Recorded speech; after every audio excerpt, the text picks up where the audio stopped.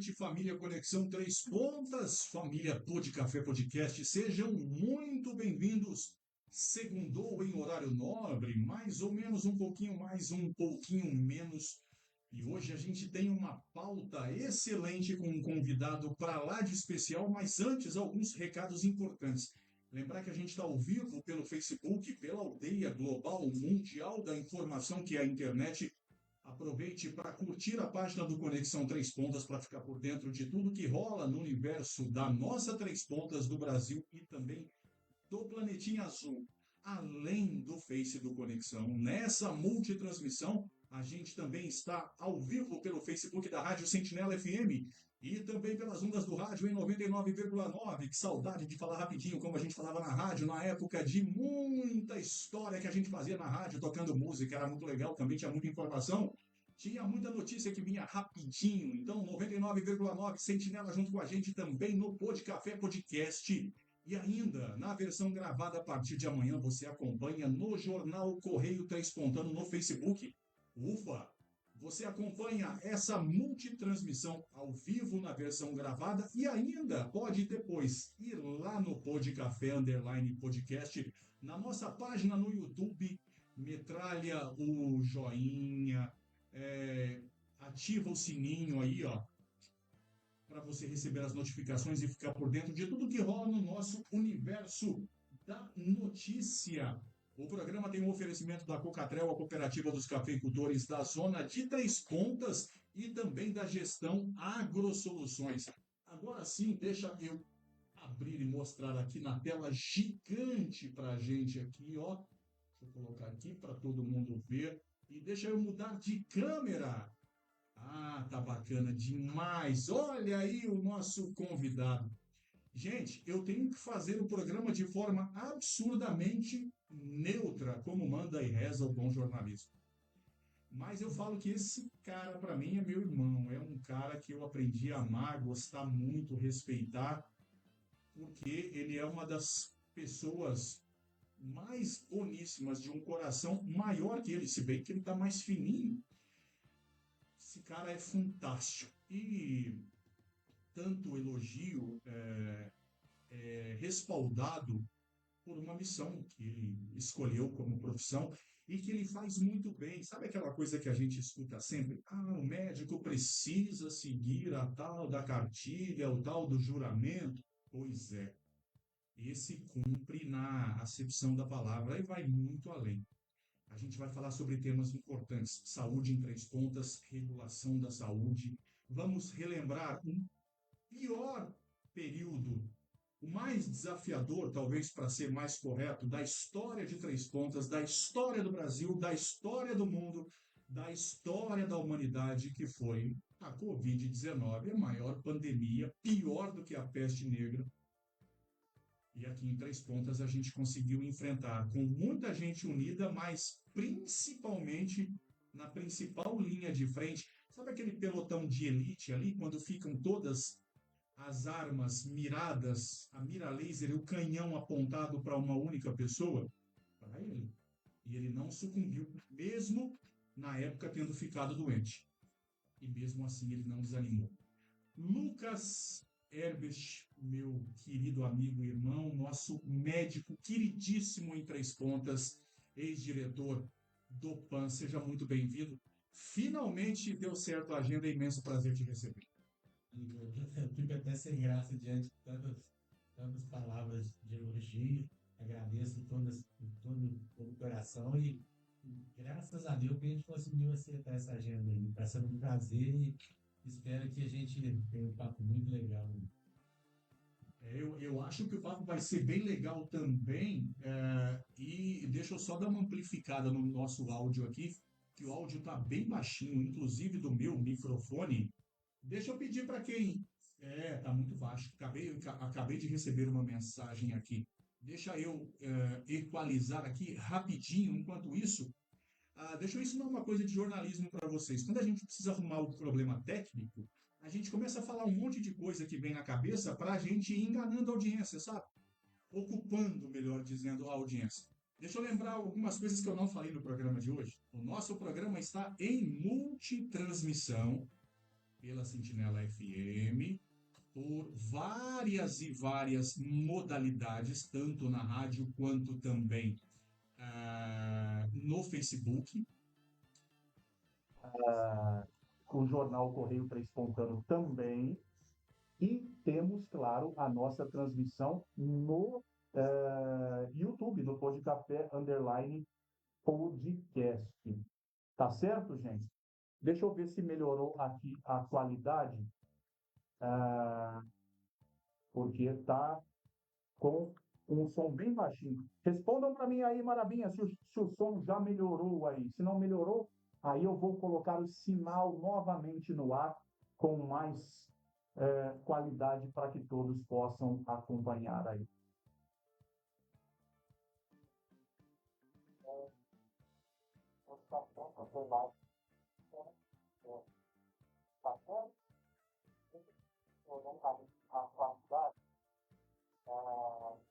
Deixa eu ver agora se melhorou.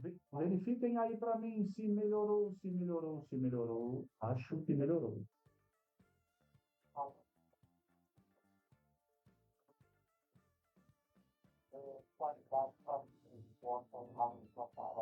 Aguenta a mão aí, gente. Um segundinho, a gente vai colocar a casa em ordem.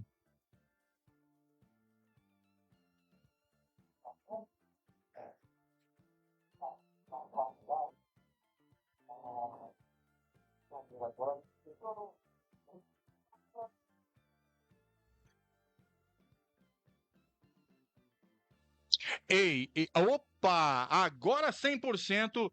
Agora sim. Marabinha, olha pra gente aí, o nosso fiel escudeiro que tá aqui com a gente acompanhando o programa. Um abraço pro Marabinha, Rony Roma Lourenço, que tá com o programa.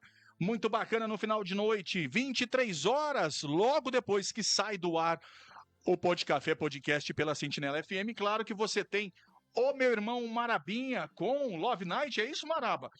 Temos um super programa com o Marabinha. Aliás, Maraba, se tiver como aí, entre em contato comigo, ligue no meu WhatsApp para eu te colocar no ar aqui para anunciarmos o seu programa. Beleza? Deixa eu mandar vários abraços aqui. Marcelo Chaves Garcia, boa noite, doutor Lucas, profissional dedicado e um dos maiores seres humanos com quem já trabalhei. Tá vendo, gente? Eu não tô louco. Sou só a voz que ecoa por todos os lados. Marabinha, Roger, o som está muito baixo. Já arrumamos. Marabinha, ainda não melhorou. Será que ainda não? Acho que já. Elizabeth Brito, boa noite. Vocês que estão acompanhando o programa, me digam aí se o som já melhorou, gente. Porque agora tá tudo equalizado, bonitinho, tudo certinho, como é. MS Sonorização sempre me ensinou. Lucão, deixa a gente começar lá no início com aquela pergunta-chave tradicional, eventualmente, como é muito rotativa a audiência. Agora voltou o som, aí, ó. Como é rotativa a nossa audiência, quem é Lucas Herbert? Bom, eu sou um varginhense, hoje estou com 46 anos, sou de uma geração aí dos anos 80, como diz o pessoal. Estudei fiz o ginasial, como falava antigamente, estudei em Varginha, fui embora para Belo Horizonte fazer cursinho na minha época, fiz faculdade no Rio, em Nova Iguaçu, depois me formei, voltei para Varginha, trabalhei no Hospital Bom Pastor por quase 10 anos. Trabalhei no Hospital Bom Pastor, no regional, consultório. E aí depois comecei a trabalhar aqui em Três Pontas há uns 13 anos, 14 anos. Antes como um plantão extra que eu fazia num dia da semana. E fui me apaixonando pela cidade, pelas pessoas. E num momento que eu queria mudar de vida, estava na realidade para ir morar bem longe daqui. Acabei vindo para ficar uns meses, fazendo um mês ou dois fazendo plantão aqui até terminar o resto do contrato que eu ia assinar em outro, lá no Mato Grosso do Sul, talvez. Caramba! E aí acabei nunca mais indo embora. Hoje, como eu brinco muito, eu tive a sorte, a honra de ganhar o Cidadão Três Pontano, então hoje eu brinco que eu sou nascido em Varginha, mas eu sou Três Pontano de coração. Ah, da mesma forma, eu também tenho muito orgulho de também ter recebido essa honraria.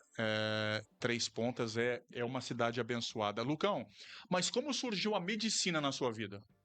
Cara, isso é uma pergunta que às vezes até eu me faço, viu? O meu pai é engenheiro de formação, mas um cara muito racional. Minha mãe, talvez um pouco ali, a minha mãe me ensinou desde muito cedo a gostar de ler, então isso sempre me motivou muito, mas eu sempre achei que eu queria ajudar. Eu sempre gostei dessa ideia de poder ajudar as pessoas. Então a medicina veio muito nesse sentido de poder cuidar, de poder ajudar, de poder estar presente em algumas situações em que as pessoas vão precisar de alguém ali. Então eu sempre gostei dessa ideia, sempre me motivou muito isso. Parece um pouco de ideologia, talvez hoje, vendo com a idade de hoje, as ideias que eu tinha antigamente, parece um pouco de ideologia, mas no fundo, se não tiver esse amor assim, acho que você é uma prova disso. Sim, A gente não consegue fazer bem feito. Então, não. eu acho que não tem muita explicação, mas se tivesse que explicar, acho que era mais ou menos isso. E aí, o menino Lucas começou a estudar medicina. Onde? Como foram esses tempos, esse período? E já emendando na mesma pergunta, qual a grande lembrança e a grande saudade ao mesmo tempo que você tem da época de faculdade? Cara, primeiro, eu ainda sou de uma geração onde nós tínhamos uma dificuldade maior de ingressar no curso de medicina, porque eram poucas faculdades. Então, eu cheguei a fazer vestibular em Londrina na época. Poxa, Caramba! a gente viajou quase 20 horas de ônibus para dormir no ginásio da faculdade para fazer prova no outro dia. Então, chegamos lá, deu 126 candidatos, 116 candidatos por vaga. Então, assim, eram, foram tempos difíceis fazendo cursinho. A gente chegava em casa toda a família. E aí, passou? Antes de falar bom dia, e aí, passou? Então, assim, era aquela coisa bem puxada. Depois eu eu passei na época, eu passei em 2 vestibulares na época, optei por Nova Iguaçu primeiro, por ser na época, a minha faculdade, a minha turma foi a 48ª turma, já tinha muitas turmas formadas, e também por minha avó ser de Volta Redonda, então eu tinha aquele apoio ali, de 1 hora e meia eu estava na casa da minha avó, então se apertasse eu tinha para onde correr, isso Sim. me incentivou muito. E não me arrependo porque foi uma escola que talvez em outros lugares eu não tivesse tido. Eu trabalhei em hospitais muito grandes, hospitais de referência no Rio de Janeiro. Na minha época de Cita faculdade, um. eu trabalhei no Hospital Geral de Nova Iguaçu. Para você ter uma ideia, ela é a referência da Baixada Fluminense, ou seja, tudo que Caramba! acontece difícil em Queimados, Belfort Caramba! Roxo, que não tem resolução, que precisa resolver, vai para Nova Iguaçu. De Nova Iguaçu, vai para a referência do Rio. Então, a gente ali aprendi muito. E como a gente era de fora, né, então tínhamos muita. O Nova Iguaçu é quase a cidade metropolitana do Rio, dava 40 minutos do Rio. Então, muitos colegas eram do Rio, moravam no Rio. Então, quem morava mais longe acabou fazendo aquela turma de amigos mais próximos que nós chamávamos a turma do fundão, que morava todo mundo longe, um no Mato Grosso, outro no interior de São Paulo, eu aqui em Minas, então a gente fez tanto que quase todos esses amigos foram os que fizemos a comissão de formatura, somos praticamente nós. Então acabamos ficando muito unidos por isso. E talvez, acho que a maior saudade que eu tenho é dessa convivência diária. Hoje a gente conversa muito hoje, graças a Deus, tem os grupos, a gente está juntos. Fizemos o nosso encontro de 10 anos, vamos fazer o de 20 anos de formatura agora. Mas eu acho que sinto muita falta dessa convivência e do aprender todo dia. Isso é uma das coisas que eu mais. Porque cada dia que você aprende uma coisa nova, isso a gente continua aprendendo, mas na A vida faculdade toda. ali Sim. é uma coisa. Você está ali para isso. Então, às vezes você chegava. Você sabe fazer isso? Não, mas eu quero aprender. Então, isso me motivou muito a continuar sempre nessa caminhada. E a faculdade, longe de casa também, me ajudou a aprender a me virar sozinho, né? Vamos dizer isso. Porque a minha mãe que falou assim, quando eu te deixei lá, eu voltei chorando de lá aqui, porque é uma cidade Baixada Fluminense. Então, é um Caramba. local que não é. Hoje, particularmente, com a idade que eu tenho, a visão que eu tenho, acho que eu não teria coragem de Aí, fazer faculdade lá de novo. aí. Lógico que dentro daquele local da faculdade ali tinha uma certa proteção policial e Sim, etc. Tudo, sim, mas sim, não era, vamos dizer que era favela, vamos dizer, como muita sim, gente pensa. Mas para sair dali é mais perigoso, para ir no mercado era mais sim, perigoso. Então, sim. disso eu não Os sinto índices de falta. criminalidade na região São mostram isso. muito altos. E isso acaba hoje me dando um certo medo o ímpeto da juventude tira um pouco esse Com medo. certeza. Então, mas eu sinto muita falta dos amigos e do aprender todo dia. Isso eu sinto muita falta. E aí, Lucão, depois da faculdade, veio fazer residência já em Varginha? Não, aí eu fui aprovado no concurso em Varginha assim que eu me formei. Eu passei no concurso do Hospital Bom Pastor, e aí lá eu fiquei por 10 anos, fui coordenador do pronto-socorro por um tempo também. Trabalhei no Hospital Regional na UTI, fiquei muitos anos na área de urgência, emergência e terapia intensiva. E nesse tempo eu comecei a atender no consultório, atendi também nas unidades básicas de saúde e comecei a atender no consultório, porque é uma demanda que eu particularmente gosto muito de atender, que é a clínica, antigamente chamava clínica geral, eu gosto muito do termo, que eu tinha um professor que eu não me esqueço, ele era cirurgião ortopédico, muita gente fala mal dos ortopedistas na área de clínica médica, mas era um dos professores que eu mais gostava, que ele sabia muito. Ele falava assim, qual que é a sua profissão? Eu falava assim, eu sou médico. Você não é ortopedista? Eu falei, minha especialidade é ortopedia, mas eu sou médico.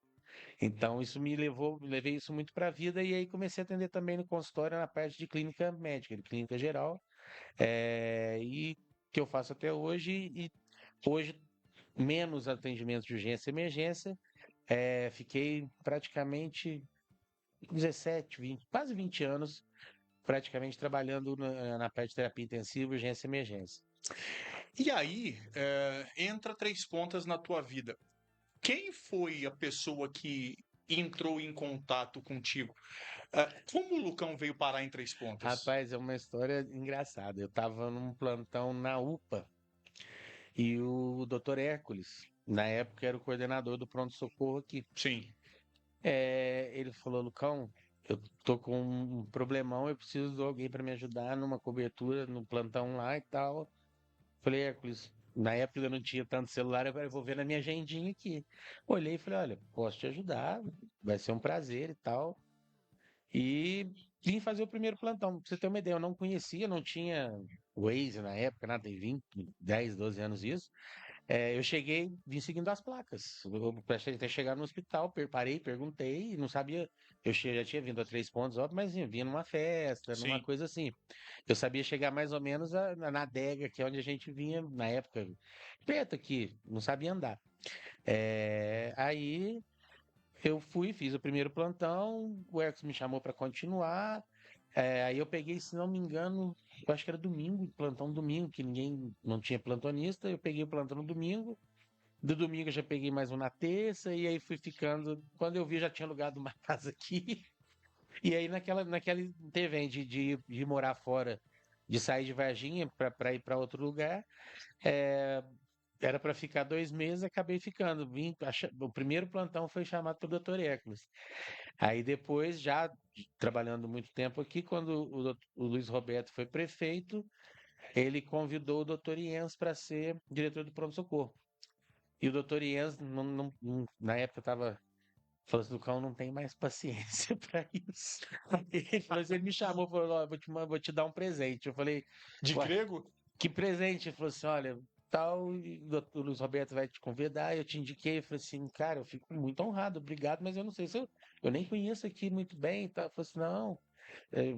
já te conheci, já trabalhamos junto e trabalhei um tempo, conheço, graças a Deus, um médico fantástico igual eu, um idealista igual eu, um clínico de coração, vamos dizer assim.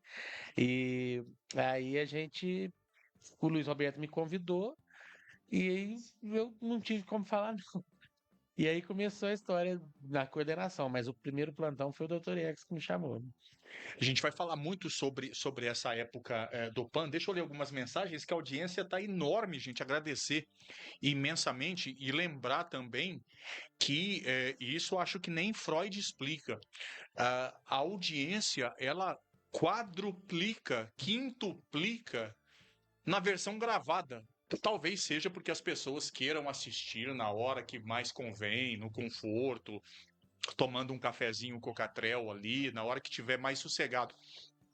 Aumenta muito na versão gravada, tá? E durante 30 dias você pode acompanhar, rebobinar a fita e assistir essa pauta quantas vezes você quiser. Lucão mesmo, a hora que tiver um tempinho, tiver um respiro, vai pegar o celular, na hora que estiver descansando lá, vai rebobinar a fita. Opa, deixa eu ver como é que foi o programa, bacana, para a gente poder ter uma noção.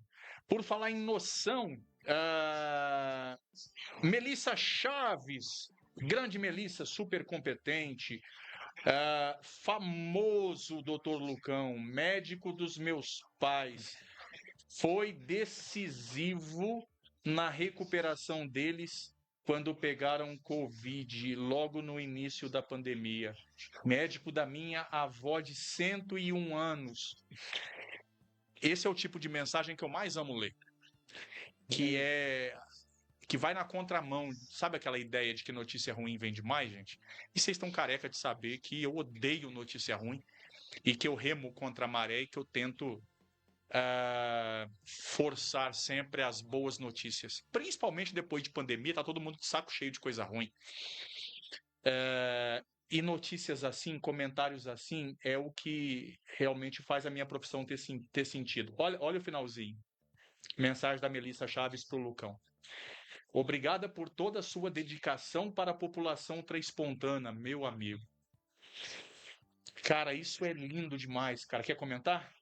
Rapaz, eu tô até embargado aqui para falar, porque além de ser uma profissional incrível com quem eu tive aonde trabalhar também, porque nos bastidores a gente estava aqui enfrentando na frente, mas os bastidores eram, quando a gente não estava aqui, era reunião 24 horas por dia, não, mas praticamente no telefone 24 horas por dia, tendo reuniões direto, tentando organizar melhor fluxo, melhor corrida. Então a Melissa foi fundamental, o Marcelo, enfim, eu só tenho a agradecer e fico honrado de poder fazer parte desse vínculo que a gente criou e poder ter a honra de cuidar. E eu espero que esteja seguindo tudo bem, de cuidar muito bem de todos vocês. E aí, gente, só pegando carona, e aí deixar o jornalista e o cidadão, tá? Eu não consigo contar nos dedos quantas vezes o doutor Lucão me socorreu, eu com meus problemas de rim, com as minhas coisas. Eu tenho uma neura, eu tenho 2 grandes medos na vida. O primeiro medo é o medo da desonra.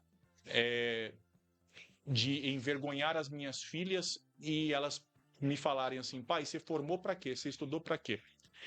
E o segundo maior medo que eu tenho na vida é o câncer. O Lucão sabe, eu tenho um pavor. Qualquer coisa que acontece, eu já ligo, já falo assim: cara, tem chance de ser câncer?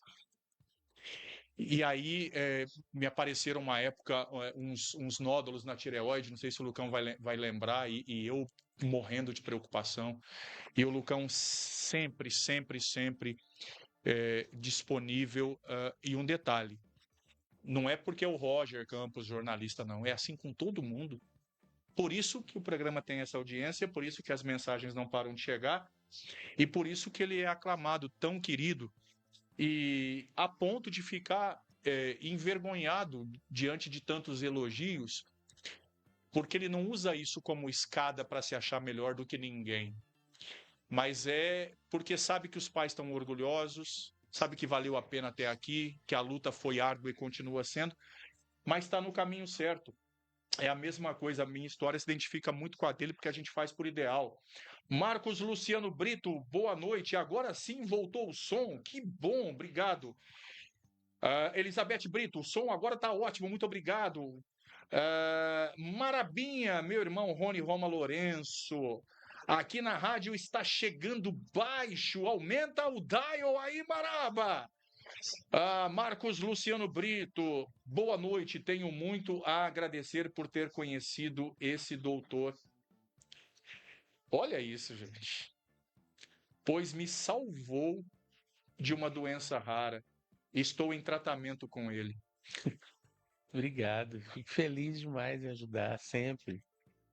Rapaz, isso é bonito demais. Para aquelas pessoas que acham que Roger Campos é carrancudo demais, militarzão eu sou mesmo. Mas é só casca, viu, gente? Porque eu choro fácil. Principalmente quando eu vejo alguns amigos tendo o trabalho reconhecido. Não tem coisa melhor na vida. Ainda mais na área da saúde, né, gente? Que é uma demanda infinita. Por mais que você faça, sempre vai estar faltando alguma coisa. A gente vai falar muito do PAN também. Andera Ferreira, um ser humano incrível, como pessoa e como médico. A minha digníssima, minha rainha, Renata Marques. Dr. Lucas é uma pessoa ímpar. E para Renata se manifestar, realmente tem que ser algo realmente muito importante, porque ela quase não se manifesta. Gilberto Bubina, sempre muito atencioso, já me atendeu algumas vezes com cólica de rim. O meu amigo Gilberto, dá para você mudar o rumo desse assunto, dessa prosa, que essa questão de cólica renal não é um negócio legal da gente falar, Não né? são boas lembranças. Não, falar já é ruim, mas sentir é muito pior. Um abraço para o Gilberto, melhora sempre. Abraço a vocês dois, meus amigos. Ele falando, Neuza Rosendo, um ótimo médico. Jaqueline Santos, boa noite aos dois, boa noite. Gente, continua mandando mensagem, pergunta, crítica, sugestão. Eu prefiro que você mande Pix. Se não puder mandar Pix, pode mandar pergunta que vai ajudar a construir esse programa que tem um oferecimento da Cocatrel e da Gestão Agro Soluções. Lucão, aí veio o PAN, os desafios do PAN, e veio a Covid-19. Já te perguntei isso várias vezes em várias entrevistas. Eu acredito que na época da pandemia, principalmente, alguns raros dias em que você conseguia, por algumas poucas horas, dormir, a hora que você encostava a cabeça no travesseiro ou no banco do hospital, ou no chão de uma sala do hospital, qual o pensamento que vinha? Qual era o grande temor? De não levantar amanhã, de não ter outra noite para dormir. Caramba! Muito. Porque a gente estava exposto o tempo todo e Sim. era tudo uma coisa muito nova. Sim. Então, cada dia que eu deitava, a gente agradecia a Deus por ter conseguido vencer mais um dia e pedia muito para que pudéssemos ter outra noite, ou ter outra, pelo menos que seja outro dia de guerra, mas que a gente pudesse continuar lutando.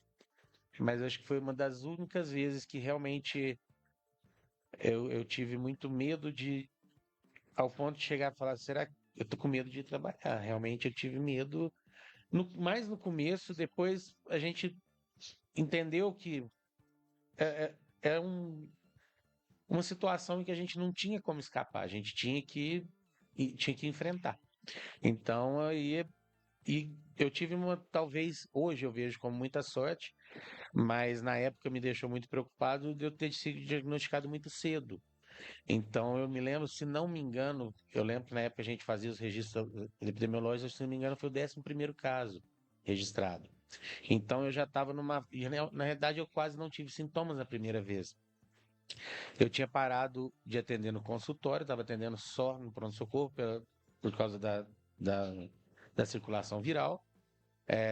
Então, tinha muitos pacientes que eu precisava reavaliar e fui fazer um teste para voltar a atender. E o teste deu positivo. Então, eu vou falar que talvez, acho que a pior hora foi do caminho de Varginha, que o teste só fazia lá, para ficar pronto na hora ainda, quando deu positivo para eu voltar para cá, porque passava 1000 coisas na cabeça. Principalmente o Vou morrer. O medo de falar, eu já tô positivo, já tenho anticorpos, mas será que eu ainda vou ter que piorar? Era tudo muito novo ainda. Será que eu ainda posso piorar? Será que eu ainda posso piorar essa infecção? Ter que entrar para o hospital? E tudo que a gente estava vivendo e preparando para viver ainda, ficou muito vivo dentro de mim, de passar por aquilo tudo que talvez seja uma das grandes dificuldades de trabalhar nessa área, é a gente saber saber não, mas prever o que pode acontecer. Aí cheguei, fiquei no isolamento todo esse tempo, os 14 dias na época, eu ficava os 14 dias, doutor Eduardo, doutor Giovanni me deram todo o suporte na época, seguraram os plantões, o pessoal todo, segurou o doutor Bruno na época, enfim. E aí, quando eu voltei, também com muito medo, mas já com aquela sensação, olha, se a gente estiver dentro de um vírus que for o normal de todos os outros que a gente conhece, eu já tenho os anticorpos. Então isso me dá uma certa defesa já, né? A certa não, a defesa. Mas não vou negar que tudo como era muito novo e as teorias de conspiração rodando para todo lado, Exato. de que o vírus vinha não sei da onde, vinha não sei de quê, e a gente recebendo cada vez pacientes que a gente via num dia conversando, no outro piorando, a ponto da gente ter que programando alta num dia e entubando o paciente no outro. Assim, evoluções completamente absurdas que a gente nunca tinha visto, paciente extremamente grave melhorando em 72 horas. Então, tudo era muito diferente. Então, mesmo com esse diagnóstico já me dando um certo respaldo biológico, vamos dizer assim, eu ainda tinha muito medo. Com o passar dos dias, eu cheguei, que eu cheguei a contar, fizemos o teste, foram 4 testes positivos para Covid durante todo o processo. Mas depois, por fim, já parava de testar, porque a maioria já tinha anticorpos. Você pegou Covid 4 vezes? Que eu testei, sim. Caramba! Mas Olha as outras eu isso. já passava naquele período de 72 horas de isolamento e já voltava a trabalhar. E não dava. Tinha dia. Assim, ficava segunda, quarta-feira eu já estava de plantão de novo. Ficava só o tempo diminuía a carga viral e voltava a trabalhar. Tava todo mundo. E uma outra curiosidade. Dr. Lucas Herbert, para você que está chegando agora, um papo incrível no nosso Podcafé Podcast ao vivo. Principalmente nos primeiros dias, quando descobriu que estava doente, que estava infectado. Como era o convívio com os familiares? Olha, eu me isolei completamente, né? Fiquei completamente isolado. No dia que eu positivei, eu não passei nem para minha mãe e tudo, porque a cabeça fica a mil, só falei por telefone praticamente. Foram, não só no começo, por exemplo, durante todo o período da pandemia, eu ia Varginha ver minha mãe, ela ficava na varanda e eu do lado de fora da porta. Porque, querendo ou não, mesmo com todos os cuidados, eu era um dos maiores carregadores virais, potencialmente. Então, eu fiquei praticamente 2 anos sem abraçar meus pais. Caramba! Ia lá, via, conversava de longe e tal, mas. Então, assim, o isolamento nesse primeiro período, momento, foi total. Depois, a gente manteve os protocolos de isolamento durante os períodos em que eu fui positivado. Tanto que depois o próprio protocolo do SUS parou de testar os profissionais de saúde, porque senão ia parar as unidades. Porque estava todo mundo, em certo momento, positivando. Era até um dos problemas que muita gente chegava e falava, então vamos testar todo mundo do hospital, vamos testar todo mundo de tal lugar. Se testar todo mundo, você fecha, porque existe uma possibilidade grande, uma grande possibilidade das pessoas estarem infectadas e não apresentarem sintomas. Sim. Então a gente não tinha, primeiro, não tinha condições de testar todo mundo, e segundo, epidemiologicamente não é indicado testar todo mundo assim aleatoriamente, porque senão você vai quebra a sociedade de uma forma geral, Sim. porque já foi difícil, imagina se literalmente parasse todo mundo, né? Então, tudo isso tinha que ser levado em consideração. Duas curiosidades que eu tenho. Principalmente porque eu sei, todo mundo sabe, do teu lado humano. Eu brinco até que agora é um pouco menos, viu, gente? Tá bem. Que o Lucas é um pouco mais pesado que eu, porque ele carrega 2 ao mesmo tempo, cara. É o baita ser humano e o baita médico. Então, tem jeito de caber numa calça 40, né, Lucão? Mas falando sério, sem citar nomes, é claro, por questão ética, eu sei que vocês não fazem, você principalmente não faz distinção de paciente. Tudo é vida. Mas sem citar a pessoa, algum caso especial de alguém que infelizmente nos deixou na pandemia e que te abalou muito por algum motivo, mais do que o normal? Sim, sim, tem alguns casos que me chamam a atenção, assim, que não me fogem. Lógico, foi, esse é um caso que me deixou bem. Eu lembro muito dele, às vezes, até em determinados momentos que a gente está mais triste, assim, porque era um moço muito jovem e que foi algumas vezes ao pronto-socorro. Como não tínhamos condições de treinar todo mundo, a gente pedia para voltar diariamente para fazer o acompanhamento. Graças a Deus, a grande maioria evoluía bem, a gente conseguia acompanhar, enfim, mas alguns evoluíam com mais dificuldade, a gente tinha que internar. Ele foi um dos que teve que internar, correu tudo bem na primeira internação, no início da internação, e ele estava programado para a gente dar alta para ele no outro dia. Isso de manhã, era às 7h30, 8h30, 9 horas, passei visita nele. Mas não comentei nada, mas a gente já estava programando, fazendo tudo para dar alta para ele no outro dia. Mas ele tinha tido um pico febril à noite, a gente ficou esperando um pouco. Quando deu umas 2h30, 3 horas, ele começou um insuficiência respiratória, uma piora aguda e teve uma evolução desfavorável. E antes um pouco de termos que fazer os procedimentos de invasão invasivos da via aérea, ele me chamou e falou: não quero ir. Eu falei: não, eu posso não te entubar, mas não tem como eu te manter, sustentar sem te entubar. Ele falou assim: mas eu não quero morrer. Eu falei: mas a gente vai fazer tudo para que não aconteça. Mas, infelizmente, teve um desfecho desfavorável. Esse moço me lembra muito, porque ele era muito jovem e tinha muitos sonhos ainda. E um senhor, até pai de um grande amigo também, que internou de umas 19 horas. O filho dele depois me relatou, falou assim: meu filho, eu tô tranquilo, o pai tá bem, tem um monte de anjo de roupa branca aqui embaixo comigo. E infelizmente à noite ele veio a falecer. E ele também, um caso além de ter um contato com o filho, que é um amigo que eu fiz aqui, ele era um senhor muito alegre, um paciente, não um paciente, mas era não um paciente meu, mas uma pessoa muito alegre. Mesmo na hora mais difícil dele, que foi para a internação, que ele estava ali naquela agonia respiratória, dificuldade para respirar, necessitando de oxigênio, ele ainda foi gentil, ele foi esperançoso. Então, tem alguns casos que marcam, não tem como, não tem como. Ai, gente, rapaz, me pegou de Foi calça uma época curta. difícil. Essa história desse rapaz não me deixa morrer. Vocês estão entendendo, gente? A nobreza da profissão. Não estou falando só de médico, não, tá?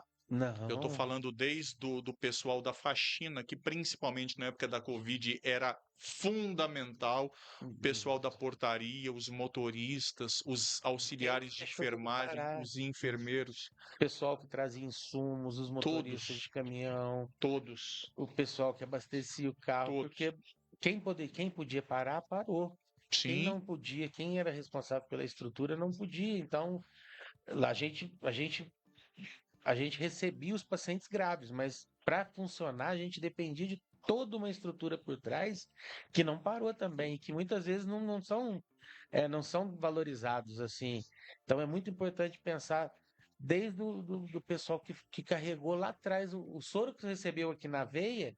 Foi carregado num caminhão por alguém lá atrás na cadeia, que também não pôde parar. perfeito, Então é perfeito. importante a gente lembrar disso, porque todos eles, de alguma forma, estavam se expondo e colocando a vida dele em risco para que alguém pudesse ser tratado aqui. Então é importantíssimo isso. Gente, eu ainda vou insistir um pouco mais nessa fala emblemática do Lucão. É, muitas vezes a gente se depara com algumas histórias até para servir de chacoalhão, né, na vida da gente. Para você aí que está com depressão,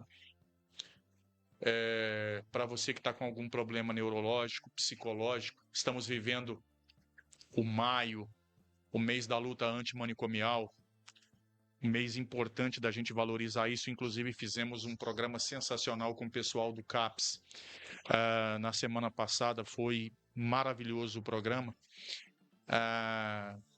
Pare de reclamar um pouco da vida. Dê graças a Deus que você está conseguindo envelhecer. Muita gente olha no espelho e fala assim: nossa, eu tô um caco, tô ficando velho pra caramba. Tem um monte de gente que tá brincando, falando que eu virei irmão do Paulo Bucha. Virei, mas graças a Deus, e o Paulo foi um galanzão da época aqui em Três Pontas, modelo, fez muitos comerciais, mas pessoas brincam, me chamam de projeto de Jô Soares, enfim. Graças a Deus, cara, que a gente tá. Aí tá mais pra eu, projeto. Que tá... A gente reclama muitas vezes de coisas banais, uma espinha na testa, a vida vira um horror por causa disso, cara. O cara só queria viver, cara. Eu não quero morrer.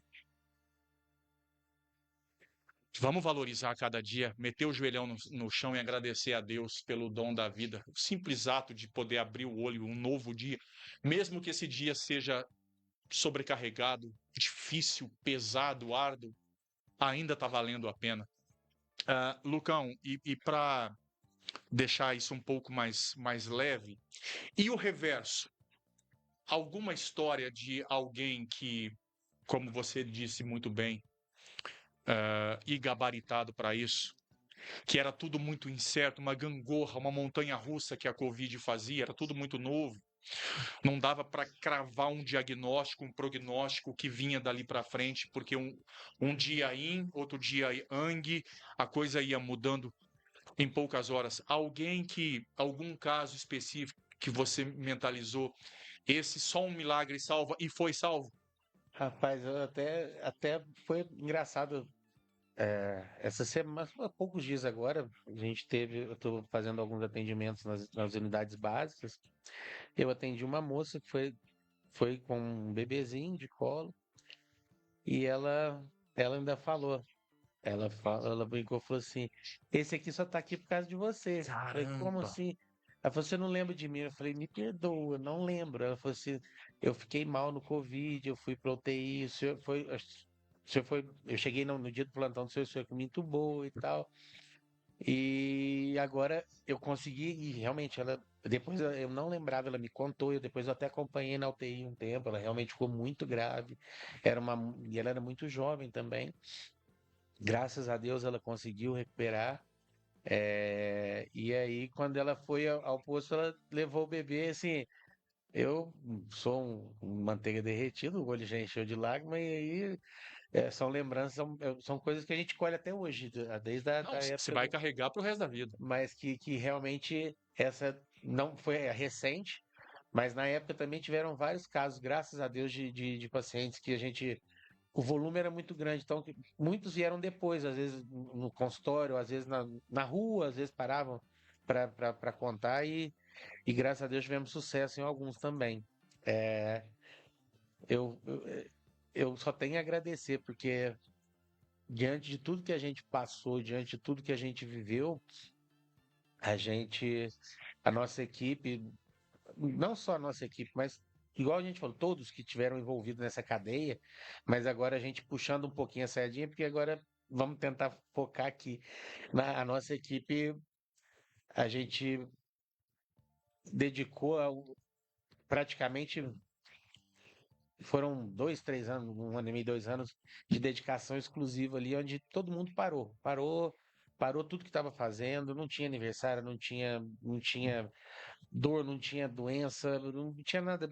Até nossas famílias a gente deixou de lado porque era uma situação que a exaustão chegou a um limite de realmente a gente encostar na cozinha ali e falar, olha, dá 15 minutos para o café, não, 15 minutos para cochilar. É tentar cochilar para voltar, porque não tinha como parar. Caramba! Então foram dias difíceis, mas olhando em retrospectiva, eu só tenho a agradecer a toda a equipe, a todos, porque todo mundo que estava ali deu a vida. E por falar em deu a vida, Lucão, quem era e quem é o antes e o pós? Qual o grande ensinamento e a grande mudança, a grande transformação que a Covid trouxe para você?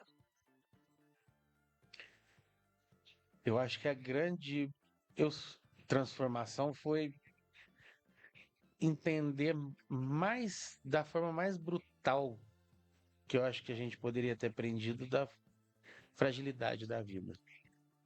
Eu acho que talvez foi a forma mais brutal que não só eu, acho que a humanidade toda Sim, poderia ter sofrido, porque, infelizmente, independente de teoria de conspiração ou qualquer coisa, a gente está sujeito a acontecer isso a qualquer momento da sim, evolução. Como espécie biológica, olhando exclusivamente pelo lado biológico, nós somos uma aberração biológica, sim, né? Nós, como seres humanos desenvolvidos ao ponto que nós nos desenvolvemos, nenhum outro conseguiu. sim, Então, a gente tirando a nossa fé do lado, então a gente está suscetível a ter infecções N. Então, qualquer vírus pode sofrer uma mutação e sim. vir de novo para cá. Então, isso nos mostrou da forma mais brutal, acho que a fragilidade e talvez a mostrando que a gente é um pontinho bem insignificante diante de um plano bem maior e que a gente às vezes estava dando muita importância. Exato. Eu acho que é para a gente parar para pensar como humanidade até que ponto a gente estava sendo egoísta e deixando o outro, pensando muito na gente e deixando o outro de lado. E por falar, e esse gancho da questão do egoísmo, finalizando praticamente esse tema Covid, eu lembro, dentre tantas outras situações, que a gente dizia assim: o dia que isso acabar, a humanidade vai estar muito mais evoluída, a gente vai ter aprendido muito mais e a gente vai se amar muito mais. Infelizmente, acho que não deu certo, né? Eu acho que a coisa degringolou ainda mais.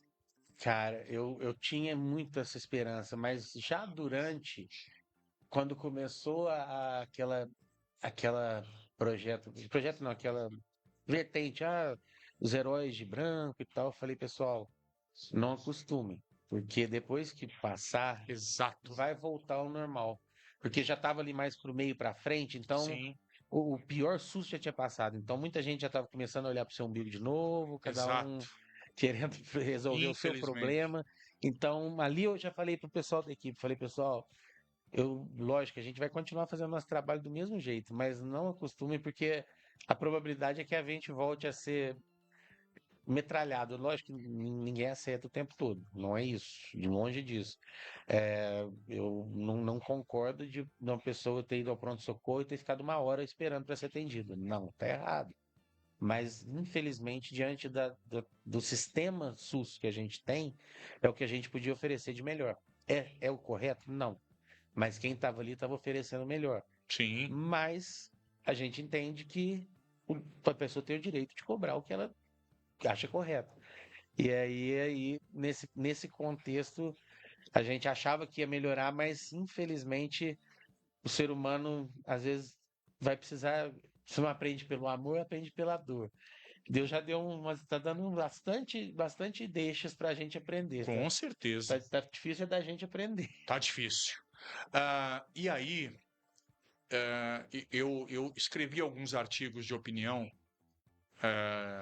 passada a pandemia, quando chancelando o que o Dr. Lucas Herbert acabou de dizer, na esperança de que realmente houvesse uma grande evolução, e a involução foi o que aconteceu na maioria dos casos, e aí começaram a pipocar novamente algumas críticas. Criticar todo mundo tem direito, gente, mas para criticar você tem que ter embasamento, você tem que ter o mínimo de conhecimento, de noção para você criticar.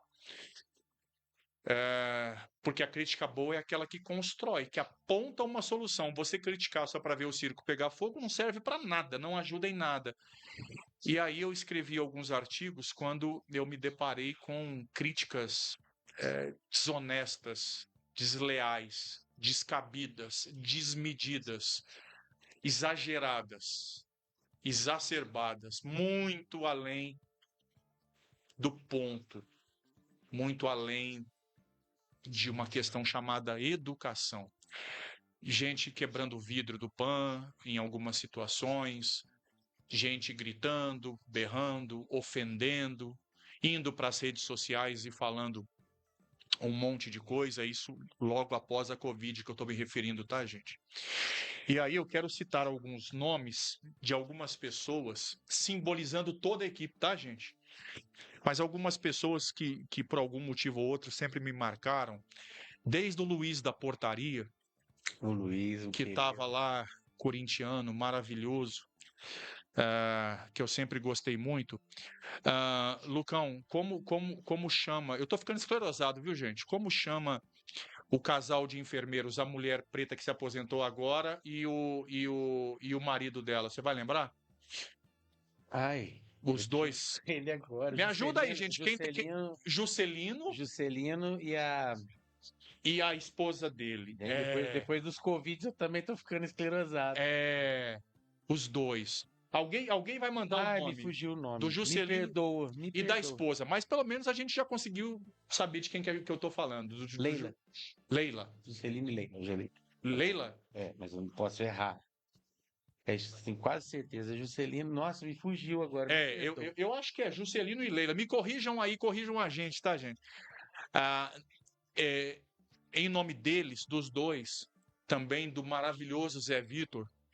Zé Vitinho, grande amigo, Luiz. O enfermeiro grandão, mais de 2 metros de altura. O Elinho, sensacional. E tantos outros, gente. São só alguns exemplos, tá? Para estender para todos. Aliás, que falta, na minha opinião, tá? Não quer dizer que seja verdade. Que falta que essas pessoas fazem no PAN hoje? Estou dizendo que quem está lá é ruim, mas eu estou dizendo que eu sinto falta dessas pessoas, sim, lá no PAN e tantas outras que marcaram época. Essas pessoas, como disse o Lucão, foram rotuladas de heróis. E rotuladas corretamente, de forma precisa, justa, digna, o troco de tudo aquilo que eles fizeram.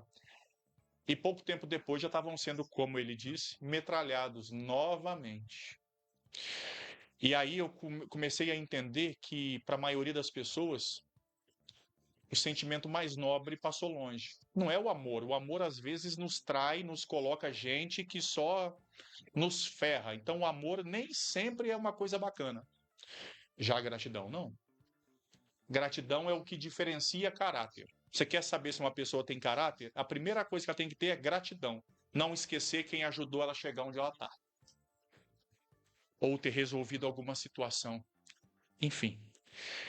E essas pessoas, gente, marcaram a história de Três Pontas. Marcaram, fizeram muito.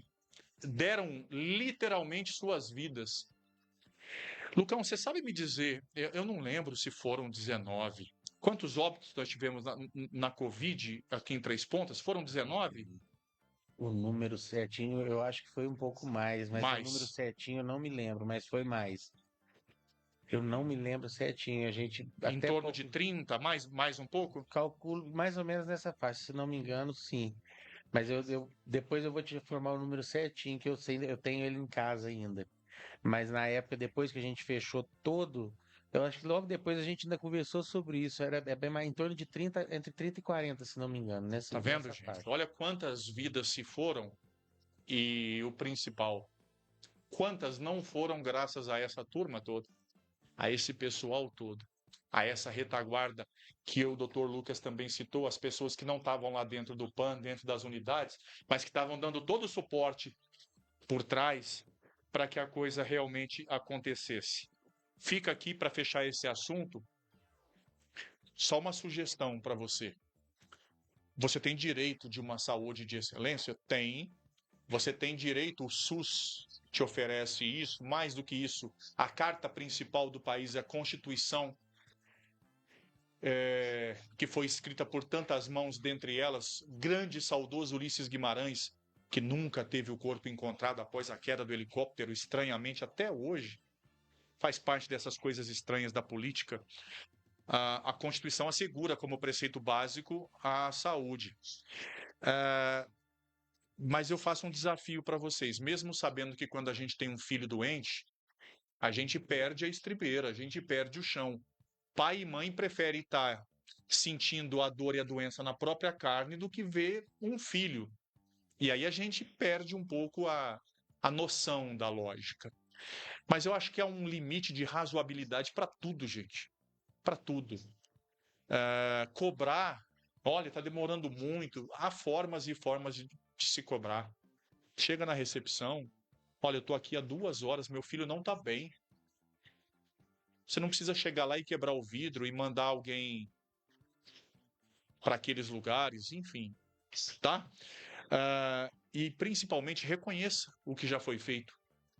Principalmente por essa equipe e principalmente por esse convidado que está aqui, que foi sim a mola mestra dentro do PAN, a principal figura. E às vezes, sem ditar as regras, sem precisar falar, é assim, é assado, faça isso, faça aquilo, só pelo exemplo.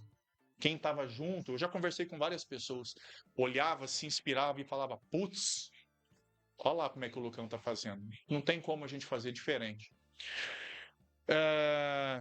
Vamos falar sobre a época do PAN e já fazendo uma ponte com a questão da Covid. Muitos e muitos e muitos avanços vieram no PAN na sua gestão. Inúmeros. Claro que ainda muito longe do ideal, porque saúde é uma demanda infinita, como eu já disse. E desde a sua época, a gente já conversava em off, muitas vezes, em algumas entrevistas, que se falava da necessidade extrema de se reestruturar, de se ampliar, de se melhorar uma série de situações, mas que os recursos eram escassos e que não tinha condição. Lucas Herbert, como médico e cidadão, se orgulha do trabalho que foi feito na direção do PAN durante o seu período? Olha, meu amigo, eu vou ser bem sincero, eu tenho bastante orgulho. Nós iniciamos com.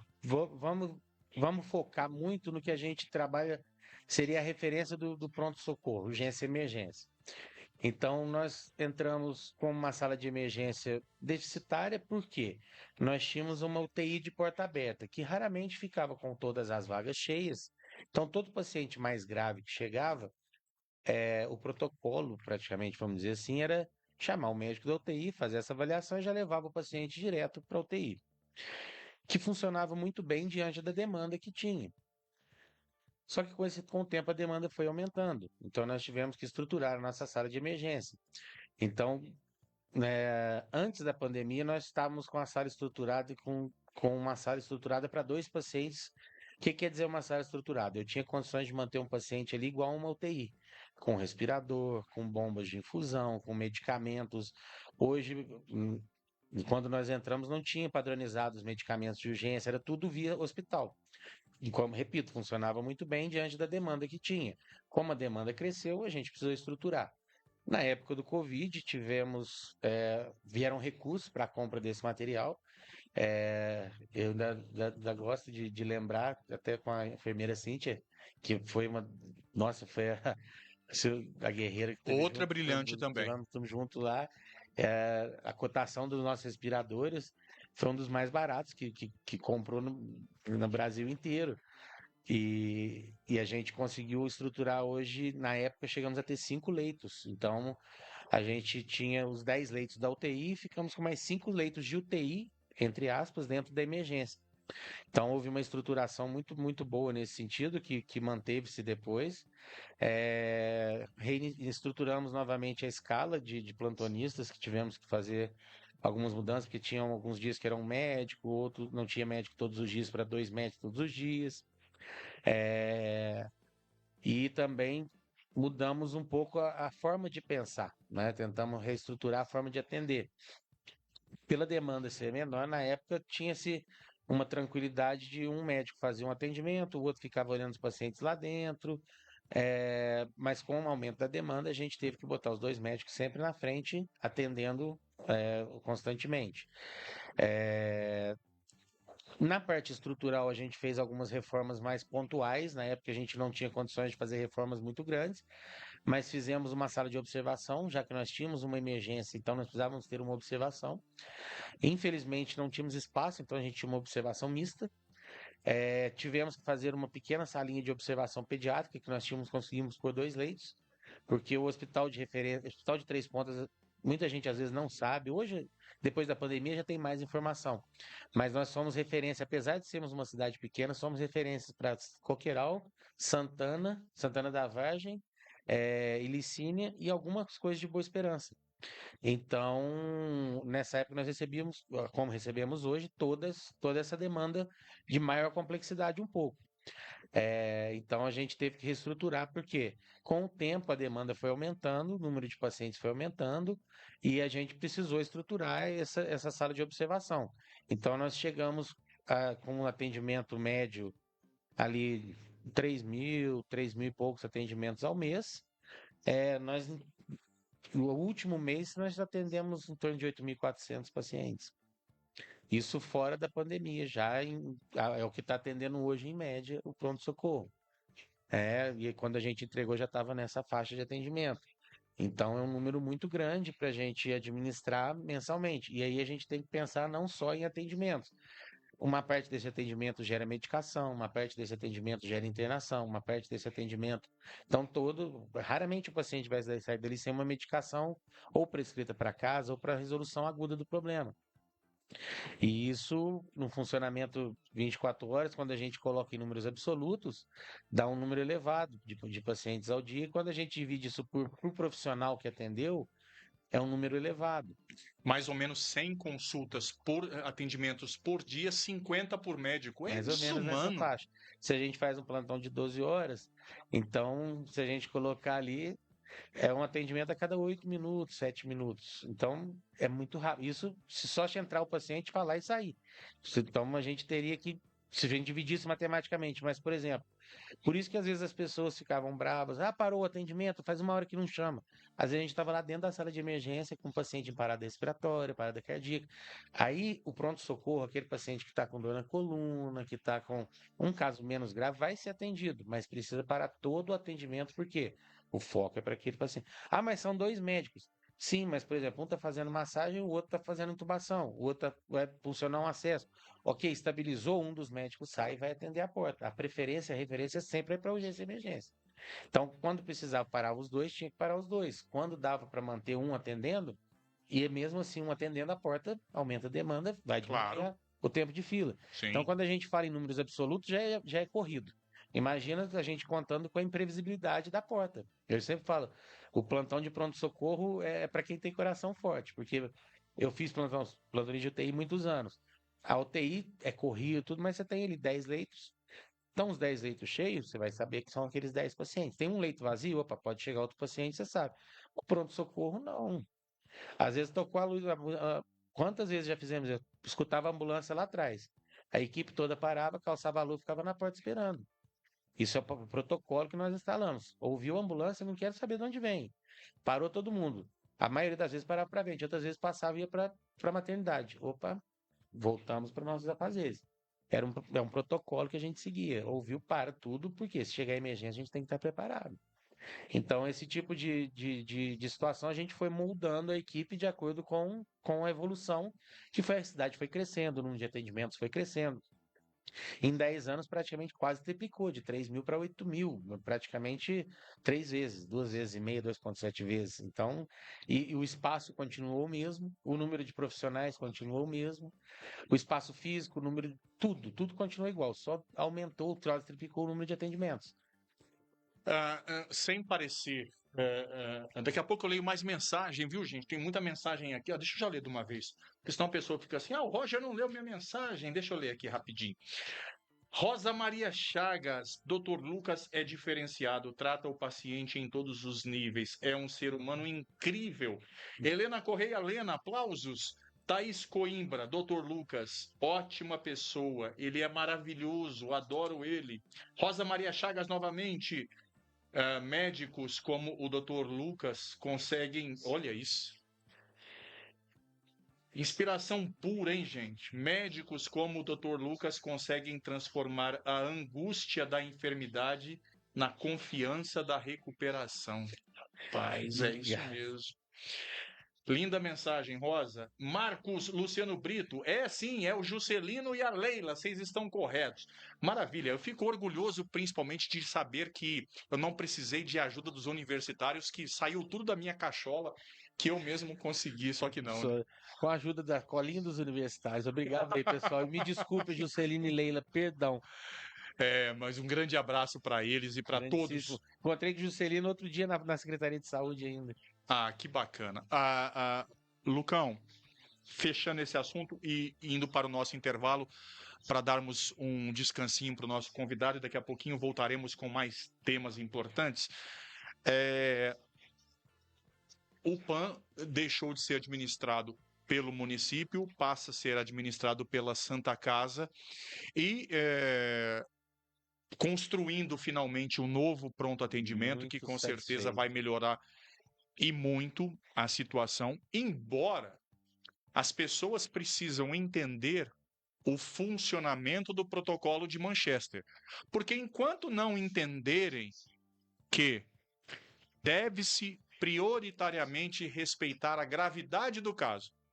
O Roger chegou lá com uma fratura no tornozelo, foi jogar bola lá e se estrepou.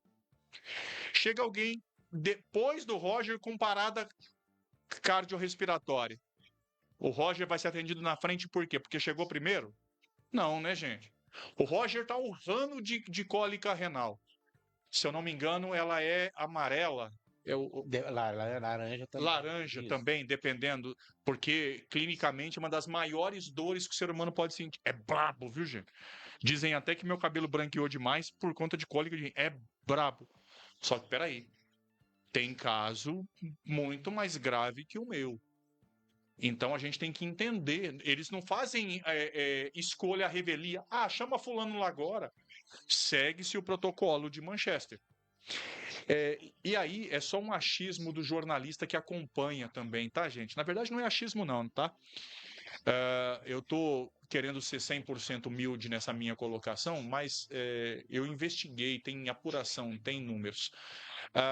Eu posso te garantir que pelo menos aí 60% das pessoas que vão no PAN todos os dias não precisariam ir. Tem os postos de saúde, tem a rede municipal de saúde que daria conta de atender o problema. E tem casos também, gente, não estou falando de automedicação não, tá? Mas tem casos também que não há necessidade. Tô com uma dorzinha de cabeça, aí normal, não tenho comorbidade, não tenho nada. Eu vou lá no PAN. Ou então eu vou lá porque invento uma dor de cabeça para pegar um atestado. A gente sabe, né, gente, que tem muito caso que incha e as pessoas que realmente precisam acabam tendo que esperar um pouco mais. Dr. Lucas, uma análise sobre o atual momento do PAN, a construção do PAN, saber se para você, com a sua expertise, se foi necessário mudar a administração do PAN e, na sua opinião, por que ainda assim, mesmo o atual gestor, o provedor Michel Renan Simão Castro, sendo reconhecido por muitos pela sua eficiência em administrar, muitas reclamações ainda continuam. Ou seja, parece que mudaram as figuras, mas a reclamação continua a mesma. Por quê? Olha, uma parte da resposta você já deu, né? Existe uma grande característica que isso a gente aprendeu na faculdade ainda. O Brasil foi formado de uma forma chamada hospitalista, vamos dizer assim. Então, se esperava passasse mal e procurava-se hospital. Enquanto nos nossos tempos, nossos pais, nossos avós, era assim, ninguém ia ao médico por prevenção, porque não tinha-se médicos para atender. A realidade era essa. Então, quem passava mal ia para o hospital. E quantas vezes a primeira vez que a pessoa ia no hospital, quando passava mal, a primeira vez que ia no médico. Né? Então, isso era relativamente comum. De um tempo para cá, de alguns anos para cá, a saúde começou a ser mais ter uma atenção maior à atenção primária. Então, inverteu-se a pirâmide para a atenção primária. Começaram-se os programas de saúde da família, começaram-se as unidades básicas. As unidades sempre existiram, mas era um volume pequeno, eram poucos médicos que iam trabalhar nas unidades básicas, eram poucos médicos no geral, então poucos iam trabalhar nas unidades básicas. Então, de uns anos para cá, isso tentou se inverter, tentou melhorar-se muito o atendimento básico para que ele começasse a absorver melhor essa demanda do pronto-socorro.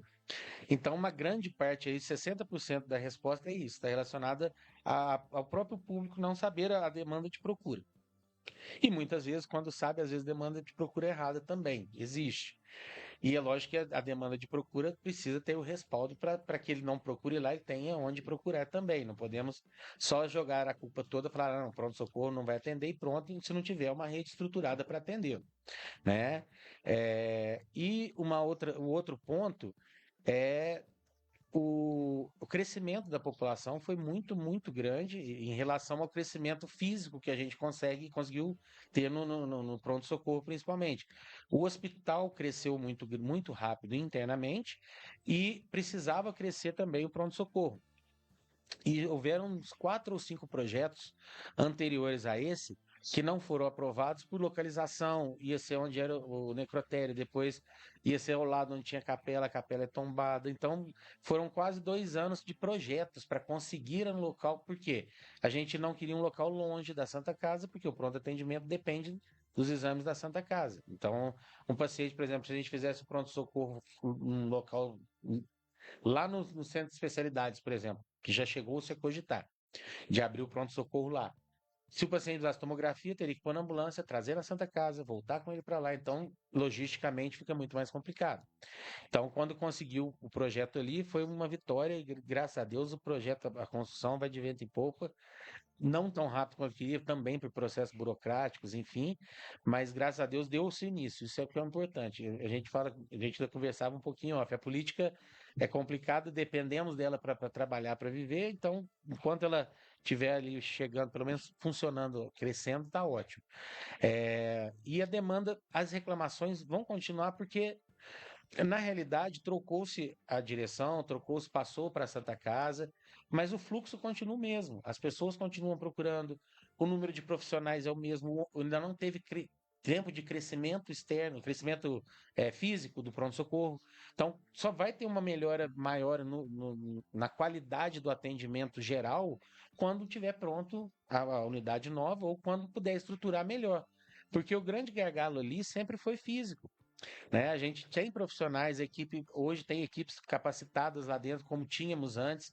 As equipes são capacitadas também. A doutora Anne, que ficou na coordenação no meu lugar, fez estágio conosco, então ela está desde os estágios com a gente no pronto-socorro, ela conhece o pronto-socorro também. Então, é uma profissional incrível. Os profissionais que estão lá hoje são capacitados. O problema é fisicamente não comporta mais o tamanho da cidade. Então, só vai ter uma melhora mesmo quando puder ter essa melhora física, ficar pronto ali, ou logisticamente conseguir mudar alguma coisa internamente para que o pronto-socorro consiga expandir mais dentro da Santa Casa, o que infelizmente é muito difícil, porque tem a maternidade, tem o laboratório, então a questão física hoje é o grande calcanhar de Aquiles do pronto atendimento. Perfeito, gente. Eu vou fazer uma pausinha rapidinho aqui para o nosso convidado, doutor Lucas Herbert, médico generalista, ex-diretor do PAN, numa nova atividade ainda lutando pela saúde do município, pela saúde dos 3 pontanos. A gente vai falar muito sobre regulação e eu já vou deixar uma pergunta no ar aqui para o doutor Lucas ir pensando na resposta. E para você também entender, nós recebemos aqui recentemente minha querida amiga Giovânia Rabelo, secretária municipal de saúde, que fez uma entrevista muito bacana. Antes tivemos o Felipe, que era o secretário, tivemos Dr. Berg também esteve aqui no programa, também regulador, enfim. E aí a desinformação é talvez um dos grandes males dessa geração tecnológica. Por isso, cada vez mais a gente precisa se informar melhor. Quando se fala em regulação, se tem uma dúvida.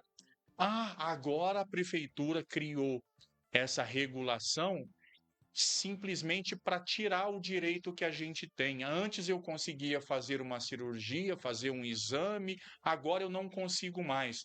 Essa regulação vem para regular, vem para tirar, vem para impedir que a gente tenha acesso a essas situações. Ou será que veio para realmente te falar o seguinte: se você realmente precisa, você terá acesso e outra pessoa que não precisa não fará no seu lugar? Será que é isso? A resposta a gente vai ter melhor logo depois do nosso breve intervalo comercial. Deixa eu mudar aqui para minha câmera 3. Deixa eu trazer aqui no telão, aqui no projetor, aqui bonitinho, pequenininho aqui, aí, ó. Agora minimizando, maximizando, aí, agora tá aqui, ó. Um dia eu aprendo a mexer com isso aqui direitinho, viu, gente? Eu sou da época da datilografia. E aí, a gente precisa falar de quem nos ajuda a construir esse programa, que são as pessoas que apoiam o Pod Café Podcast. O Dr. Lucas é um grande parceiro de muitos anos do Conexão Três Pontas, e nós temos aqui também grandes parceiros no Pod Café Podcast, e claro que eu vou começar falando da Cocatrel, a cooperativa dos cafeicultores da zona de Três Pontas. Vem aí mais uma edição da Expo Café, e quando a gente fala em Cocatrel, a gente fala de confiança, a gente fala da cooperativa número 1 de Três Pontas e da região. 65 anos de uma história escrita com muita lisura, transparência e muita competência. Por falar nesses requisitos, Dr. Luiz Roberto Laurindo Dias, o nosso querido médico cardiologista, ele que também atua na clínica médica, ele que é cardiologista e também te oferece eletrocardiograma quando for necessário. Faça o seu check-up, tá? 99841-3363. A próxima médica é a minha querida médica. Já me livrou de crise renal e cuidou muito da minha mãe, que já está no céu, mas durante todo o período que enfrentou hemodiálise e coisas pesadíssimas, foi muito bem atendida. Por quem? Pela doutora Carla Cristina Bernardi e pelo maridão, doutor Gabriel, lá na hemodiálise. Médica nefrologista, não faça como o Roger Campos, que lá em São Paulo tomava 2 litros de Coca-Cola, era fandangos, cheetos, cebolitos e não tomava água. Deu no que deu, né? Pedras incontáveis nos 2 rins. Clínica médica, hipertensão arterial, doença renal aguda e crônica, infecção urinária, cálculo renal, hemodiálise, transplante renal. Clinova Medicina Especializada, agende aí, ó, 3661-3261. Vou contar um segredo para vocês. Eu e o Dr. Lucas, a gente estava conversando aqui em off, que já começou a bater aquela fome em nós dois. Rapaz, eu tô mais desesperado que o Lucas. O Lucas falou assim, não, eu ainda aguento esperar até o almoço de amanhã lá no Galvão, restaurante self-service maravilhoso, churrascaria divina. Você pediu antes de você desligar o telefone e já chega na sua casa quentinho, aquela marmita, aquele marmitex especial. Vale a pena você conhecer. Galvão Restaurante, eu recomendo. Lucão vai almoçar lá amanhã. Como o Roger Campos é mais desesperado, não vai dar para amanhã não, tem que ser hoje. Bem com Zé para poder pedir um lanche especial, um sanduíche artesanal. Taylor é o nosso mestre de obras, é o toque de Midas. Ele realmente não faz lanche, faz obras-primas, obras de arte. É como se fosse um Picasso dos sanduíches. Bacon Zé, 99948-7777. Lucão, tem um X-Bacon Egg de costela, meu amigo, que é uma coisa divina, maravilhosa. Experimentá-lo-ei. Só preciso falar com o doutor. Aí, ó, com certeza. MS Sonorização e Iluminação para você que vai fazer o seu evento, a sua festa, batizado, casamento, aniversário, seja lá o evento que você for fazer, show, Não importa, MS Sonorização, Iluminação, tem tudo. 998360924. Fale com o Matheus Santos. Ele é o expert no assunto e uma pessoa 100% confiável. Por falar em confiança, na Gestão AgroSoluções, a nossa consultoria traz uma visão empresarial para o campo. Analisamos dados precisos de cada área da fazenda, como produtividade, custos e controles de recursos, e ainda ajudamos na tomada das melhores decisões para você que tem a sua fazenda e precisa urgentemente transformá-la em negócio lucrativo. Está ruim das pernas a sua fazenda? Fale com esse CEO, Gustavo Faria.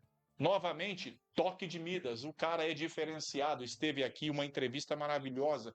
Muitas e muitas fazendas estão abrindo as suas porteiras e celebrando, comemorando grandes resultados. Gestão AgroSoluções, eu recomendo. E a última para fechar, se o programa está no ar com uma internet maravilhosa, é porque nós temos ConectaNet, e se você tem ConectaNet, você tem TV Conecta, que é uma programação variada, canais variados, TV por streaming, para que você saia da mesmice, não fique envergando naqueles canais que querem te doutrinar politicamente para a esquerda, para a direita. Não se corrompa, você manda através do controle remoto. A teoria funcionalista da comunicação não existe mais. Hoje quem manda, quem dita as regras é você. E quem dita as regras no programa de hoje é ele, o nosso querido doutor Lucas Herbert, para a parte final do programa, agradecendo a audiência imensa de todos vocês. Lembrando que a audiência está não só no Facebook do Conexão Três Pontas, mas nas ondas da 99 FM, para você que está acompanhando aí nas ondas do seu dial. Daqui a pouquinho, acabando o programa, Marabinha chega com muita música bacana para você curtir em 99,9 FM. E também no Facebook da Sentinela, e a partir de amanhã na versão gravada no Facebook do Conexão Três Pontos, mentira, no Facebook do Jornal Correio Três Pontano, Roger Campos. Lucas, responda para a gente aquela questão de antes do intervalo. A regulação, que hoje o Dr. Lucas também, para quem não sabe, atua nisso, vem para dificultar. Olha, o Roger tinha acesso aos exames, agora com a regulação ele não terá mais acesso de forma alguma. É assim que funciona? Não, pelo contrário. Ela vem, como o próprio nome diz, para regular a realização dos exames. E primeiro deixar claro, não é uma opção da prefeitura, uma exigência do SUS. A regulação deve existir em todo o município. Então funciona dessa forma. Antigamente, colocava-se lá, vamos supor, avaliei um paciente com uma dor abdominal e precisava de um ultrassom. Se o médico que avaliou julgasse que aquele ultrassom era muito urgente, ele tinha que escrever no pedido e o paciente ia com o pedido para fazer esse exame. Hoje, ele vai descrever o exame, o porquê que ele quer o exame, o porquê a solicitação do exame, o porquê da urgência do exame, e aí vai ter um outro médico que vai regular. Então, o paciente que tiver maior gravidade, maior necessidade, vai fazer o exame primeiro. Então, ele vem, na realidade, a fila do exame continua. Todos os pacientes que precisam do exame estão lá. A regulação vem para fazer exatamente o que o Roger falou, dar acesso a quem precisa do exame na hora certa. Então, não é porque alguém conhece alguém que trabalha não sei aonde, que conhece o fulano, que conseguiu o exame mais rápido. Não existe mais essa possibilidade. Agora ele vai ser regulado por um profissional médico que vai ler o relatório do médico e vai falar, opa, esse aqui é um médico. Eu estou suspeitando, vamos dar um exemplo aleatório. Está suspeitando de que seja um cálculo na vesícula. É um procedimento que precisa de uma certa urgência, mas que, dependendo, se o paciente não estiver com infecção, nada, ele pode ser agendado para fazer dentro de 3 a 6 meses uma cirurgia de vesícula. Ok? Se eu suspeito que é um apêndice, que é uma coisa bem mais urgente, tirando a possibilidade óbvia de ter mandado pronto-socorro. Se a gente tivesse dentro da unidade de regulação, os 2 pedidos de ultrassom iam chegar para o médico regulador. Um respondendo lá, indicação do exame, suspeita de cólica biliar. Então a gente vai ver que o paciente não estava infectado, não tem febre. Então é um exame para investigar se tem pedra. Se tiver pedra, para marcar uma cirurgia. Então é um exame que pode ser para um segundo momento. Não necessariamente está o paciente em risco iminente de vida ou necessita daquele procedimento naquela urgência. E vão receber no mesmo dia do mesmo médico, pode ser, por exemplo, um pedido de ultrassom para um mocinho de 12 anos que começou com uma dor abdominal tem 2 dias e a dor está começando a localizar à direita. Opa, isso é uma dor que pode ser apêndice.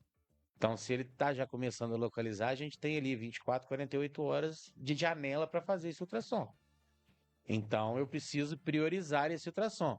Então, ele vai ser regulado para o começo da fila. Então, a regulação é isso: pegar todos os exames na mesmo patamar da fila e colocar lá na frente quem precisa mais. E quem vai precisar mais vai ser sempre colocado na frente. Terminou, não tem mais emergência, aí a fila segue o normal. Então, não é todo paciente que vai precisar passar pela regulação. Tem alguns que vão entrar na fila normal. Então, por exemplo, esse pedido de ultrassom que eu usei como exemplo, se for um pedido de ultrassom de rotina, ele não precisa, ele vai passar pelo médico regulador, o médico regulador vai falar, ok, tá tudo bem o pedido, ele vai entrar na fila de ultrassons. Agora, se for um ultrassom de urgência, o médico não precisa mais escrever urgente, não precisa mais ligar para alguém para pedir nada, para escrever prioridade, nada disso. Caiu no sistema, o médico regulador tem um tempo limite para olhar, ele vai ser avaliado e vai falar, olha, esse aqui eu preciso de mais urgência. E aí vai ser regulado para o começo da fila. O que a gente precisa que o pessoal entenda é isso. Não é para regular a quantidade de exames. A realidade, a quantidade de exames continua o mesmo. O que está tendo agora é uma regulação da ordem da fila de acordo com a prioridade do paciente.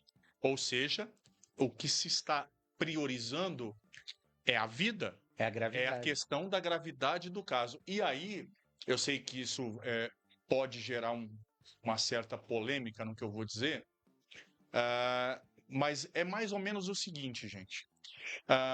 Historicamente, aqui em Três Pontas, a gente convivia com uma série de reclamações de populares que falavam o seguinte: eu, fulana de tal, estou tentando um exame e não consigo. A minha vizinha conseguiu porque ela é amiga do vereador tal. E aí, o vereador tal ia na Secretaria de Saúde, fazia o seu lobby lá e colocava alguém na frente. Era justo? Não.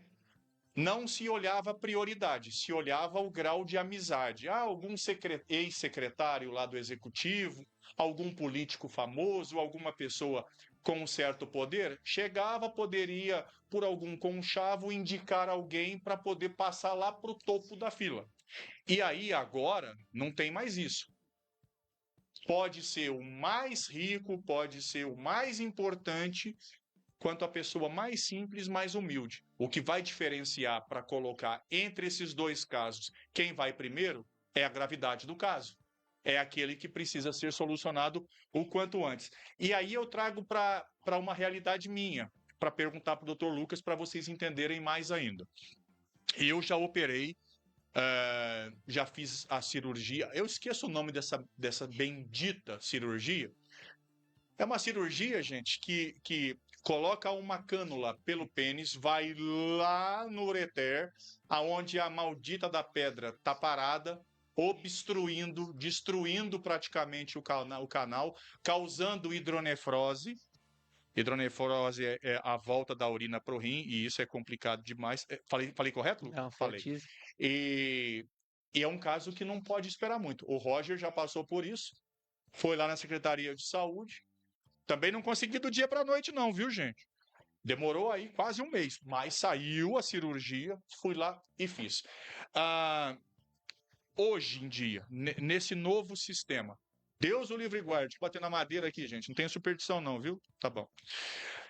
Roger tá com tá com a pedra, parada no rim de novo, causando essa mesma lereia de novo, chego lá para operar e verifica-se que a cirurgia é inevitável, é uma pedra de mais de 0,7, 0,9, que não vai sair naturalmente. Eu vou conseguir a cirurgia? Vai, e é importante que o pessoal entenda o seguinte: isso vai melhorar até o atendimento básico. Por quê? Antigamente o médico fazia o pedido de ultrassom de abdômen. Pronto. Hoje ele precisa me justificar por que ele está pedindo para eu saber. Então, ele vai ter que examinar melhor o paciente para ele poder justificar. Porque uma das coisas que a gente tem cobrado muito é: alguns pacientes chegam com pedido de exame, tá lá. Chega pra gente, tá lá, ultrassom de abdômen. Por quê? Justificativa, dor abdominal. A gente devolve pro médico, fala, dor do quê? Quanto tempo? Por quê? Porque ele não tinha colocado urgência. Mas aí ele vai ficar só dor abdominal, o paciente fica lá no final da fila. Então, precisa saber por que ele está tendo essa dor. Então, a gente quer que a melhora do atendimento venha da base para a gente chegar lá em cima e ter condições de regular cada vez melhor esses exames. Então, respondendo a sua pergunta, o médico do posto já colocaria esse pedido no sistema, a sua patologia prévia já vai estar no sistema, e aí você chama uretrolitotripsia É isso aí. transuretral. Ou um nome bonito. Se não me engano, os nefros que me perdoem se eu estiver errado. É ureterotripsia. Tripsia transuretral. acho que É isso aí. E aí você vai ser cadastrado, esse cadastro já cai automaticamente na tela do regulador. Então o regulador vai olhar e falar, pá, esse caso aqui, ele está obstruindo. E você, como infelizmente já está habituado, todo cálculo maior que 0,7, ele não vai ser expelido naturalmente, ele vai precisar ou de uma litrotripsia, do duplo J, enfim, de um tratamento secundário. Então ele já vai entrar na fila por isso, de ser maior de 0,7. Então vamos entender a regulação com o seu caso. Então vamos supor que o paciente chegou lá no postinho de saúde e falou para mim, doutor, eu estou tendo direto umas dores nas costas, eu vou fazer xixi arde um pouquinho, eu não tenho uma alimentação muito boa, tomo muito refrigerante, como muitos cebolitos, bebo pouca água, sou muito amigo do Roger quando era mais novo, então a gente vai orientar, vai examinar, durante o exame eu suspeito que ele tem uma cólica, uma litrotripsia, uma pedra nos rins. Eu vou ter que vou passar todo esse exame físico para minha tela, e vou justificar lá embaixo. Conduta. Oriento o paciente a ingesta de água, oriento a alimentação, solicito um exame de urina, se eu justificar necessário para avaliar a infecção, e vou solicitar um ultrassom. No pedido de ultrassom vai ter que ter o pedido de ultrassom de vias urinárias. Justificativa. Suspeita de cólica renal, tanto tempo de dor, e o exame físico do paciente, se ele tem os exames clínicos para punho-percussão positiva, se ele já tem alterações secundárias, tudo isso descrito, ele vai entrar lá no pedido, vamos supor, você entrou lá sem prioridade, fez seu ultrassom em 30 dias. Fez o ultrassom e veio lá um cálculo de 0,5.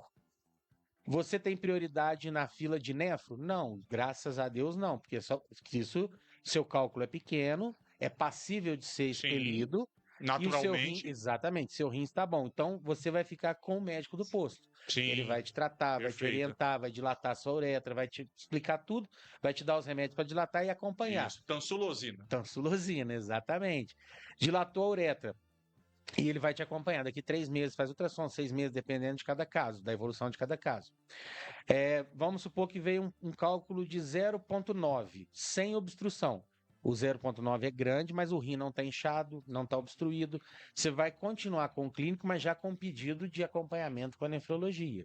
Por quê? O seu cálculo, em algum momento, vai precisar de trabalho da nefro para retirar. Nesse momento, ele não está inflamado, não está infeccionado, não está doendo muito, mas ele está lá. Mas então, em uma hora a coisa vai pegar. Precisar. Então, você já entra, além de acompanhar na clínica, o seu pedido já está para nefro. Perfeito. Mas não na prioridade. Perfeito. Por quê? Você ainda tem acompanhamento clínico. Sim, não tem hidronefrose, não tem nada disso. Exatamente, o rim não está inchado, tem um cálculo maior do que o 0,7, que o clínico do posto não vai conseguir resolver, Perfeito. mas ainda, graças a Deus, sem complicações renais.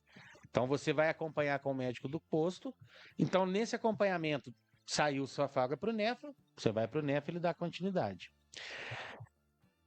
A terceira opção, no teu ultrassom vem um cálculo de 0,9, mas com hidronefrose, já com o rim inchado, o rim já sofrendo porque o cálculo está obstruindo a passagem da urina. Você vai continuar com o acompanhamento clínico, com prioridade, então todas as vezes que você precisar de consulta, você vai ter uma prioridade também no posto, porque você já acompanha uma urgência, já acompanha uma doença crônica, hipertensão, diabetes, cálculo renal, eles têm alguns pacientes, algum número de consultas específicas para as doenças crônicas, e o seu acompanhamento com a nefro já ser mais urgente. Você vai muito na frente daquela prioridade que a gente falou. Por quê? Porque o seu cálculo já está fazendo lesões no rim. Então você precisa tirar esse cálculo o mais rápido possível antes da sua função renal deteriorar. Ou seja, do seu rim parar de funcionar. Por enquanto ele está anatomicamente mudado, mas ele ainda não mudou a função. Ele está funcionando, mas está sofrendo. Então você precisa ir no nefro com mais urgência. E uma outra situação, se no seu ultrassom vem uma pedra grande, hidronefrose, e a sua função renal está alterada já, a gente vai te colocar com nefro no máximo em 7 dias. Então você passa a ser uma prioridade de extrema urgência, porque já tem alteração da função renal. Perfeito. Então, esse ponto dá para ilustrar toda a cadeia da Perfeito. regulação. Desde o paciente, e a cólica jeans é uma coisa que, graças a Deus, não causa risco iminente de vida, mas é uma dor intensa. Então, Sim. para a regulação é muito interessante para a gente servir de exemplo, porque ela pode ser tanto a gente manejar ela na unidade básica, Sim. quanto ser necessário o acompanhamento da especialização, da especialista. Então, dá para a gente ter essa ideia bem dinâmica da regulação. Gente, ficou claríssimo como funciona a regulação para vocês entenderem e conhecerem o trabalho do Dr. Lucas, Dr. Berg, da Giovânia, do pessoal todo da saúde, para garantir a você, a mim, a todos nós, o direito à saúde plena, o direito constitucional. Então, havendo necessidade, fique tranquilo que será assistido, será atendido. E lembrar também que, com relação a esse trabalho de cirurgias, de exames, historicamente, Três Pontas sai na frente em relação a outras cidades. É um trabalho sempre muito elogiado. O pessoal todo da Secretaria de Saúde, desde a Conceição, todo mundo ali, eles suam a camisa literalmente, eles fazem o que podem e o que não podem para a coisa funcionar. Para a gente poder encerrar o programa, Lucão, que foi um grande sucesso, estava bastante ansioso para te ter aqui no programa, me gerou uma curiosidade aqui agora. Varginha tem 180 mil habitantes, 150 mil, tem isso tudo, não? Acho que 130, 150. 150 mil. Então vamos colocar pelo menos 2,5 vezes o tamanho de Três Pontas. É mais difícil fazer saúde numa cidade do tamanho e com os problemas que tem em Varginha, ou aqui em Três Pontas, especificamente, mesmo sendo menor? A cidade menor tem mais desafios, porque a cidade maior ela vai ter mais disponibilidade de recursos. Então, Varginha, apesar dos 150 mil, ela é referência para Três Corações, para várias outras cidades, que torna ela uma macro-região. Então, nós somos a pior parte da cadeia. Nós somos a classe média dos hospitais, da saúde pública, que é o que mais sofre no Brasil, é a classe média. Sim. A cidade muito pequena, igual Santana da Vargem, por exemplo, ele tem uma unidade básica avançada, que é um posto de saúde que funciona como um atendimento de urgência e ele estabiliza e traz para cá. Então, é o básico. O hospital daqui é o intermediário e Varginha seria a nossa referência secundária e, acima disso, as capitais. Sim. Então, dentro de Varginha já é difícil, porque você ainda não é uma macro igual Belo Horizonte, mas você já tem um recurso muito maior. Porque você vai ter que receber o nosso de Mais mão de obra. Mais mão de obra, mais hospitais. A gente tem hoje 2 hospitais com o Hospital da Unimed. O nosso hospital cresceu muito nos últimos 10 anos. Mas, por exemplo, nós temos os leitos de UTI. Uma parte é bancada pelo SUS, a outra parte ainda é bancada pela Prefeitura. Sim. O pronto-socorro passou a gestão para o hospital, mas ainda tem 700 e tantos mil, 730 mil mensais que a prefeitura dá para a gestão do pronto-socorro. Então, é uma gestão quase compartilhada nesse sentido. A Santa Casa cresceu muito, mas ainda é muito mais difícil fazer saúde na cidade pequena, porque a gente tem muito menos acesso, como você falou. A gente precisa do especialista. Por exemplo, nós tivemos 4 baixas em 2 semanas. Saíram as 2 reumatologistas das unidades do nosso. Uma passou no concurso, foi embora, e outra por opção de serviço, e outras 2 médicas pediatras saíram na mesma semana. Então, a gente teve que reorganizar a nossa agenda, reorganizar a escala. Não tínhamos médico para atender, o clínico foi atender no lugar para fazer esse ajuste. Então, dentro da realidade da cidade pequena, isso dificulta mais, porque a gente tem menos acesso. Mas dentro de uma realidade, eu vim, como a gente falou, formei no Rio, estudei no Rio, trabalhei por mais de 10 anos em Varginha. Então, são pouquíssimas as cidades que Três Pontas tem, tendo 60, 70 mil habitantes. Se a gente colocar no mapa da cidade do Brasil com esse índice de desenvolvimento, 60, 70 mil habitantes, a gente está no oásis, de verdade. Perfeito. A gente está no oásis. A gente tem um hospital com praticamente 20 leitos de UTI. A gente tem, com todos, não estou falando que está perfeito, a gente está lutando para melhorar dia a dia, mas a gente tem unidades básicas funcionando em praticamente todos os bairros. cobertura de praticamente todo o município. A gente já contratamos 2 pediatras novos para já assumir a pediatria, porque os outros 2 saíram. E estamos tentando recuperar algumas que saíram também com outros horários, com outras propostas, para ver se a gente consegue acertar a agenda. Então, dentro da realidade, é muito mais difícil a gente manter um profissional aqui Perfeito. do que manter um profissional numa cidade maior, onde ele tem uma visibilidade maior, tem maior quantidade de atendimentos. Então, por exemplo, para montar a hemodiálise, foi difícil conseguir os nefrologistas. Então, muitos vieram ouvir a proposta, mas poucos estavam dispostos a aceitar, para vir para cá, para largar tudo e começar um projeto novo. Então, a gente tem essa dificuldade.